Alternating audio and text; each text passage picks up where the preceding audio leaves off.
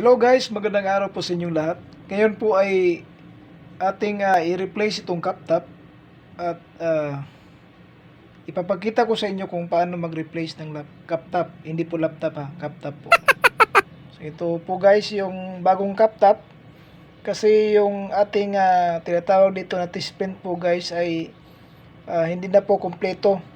So kailangan na po natin naman siya na i-replace ang cup top para kung tawag dito makasuyop ng ink sa head ng ating tarpaulin machine. So ito guys, makikita niyo yung bago pang laptop, sayop.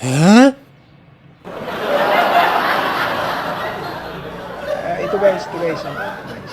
So dito sa ito yung tatlo, ito yung dalawa yung para sa yung labasan ng ink, ito yung dalawa, yung dito sa gilid, ito yung isa yung susunugin natin para anong tawag dito, yung hindi walang hangin na lalabas guys pag higop siya ng ink. Oh yeah. Ang dito guys, kailangan dito na putulan. Ito siya na party. Dapat siya putulan dito kasi yun yung kanyang kalabasan. So dito banda pinuputulan yan para hindi siya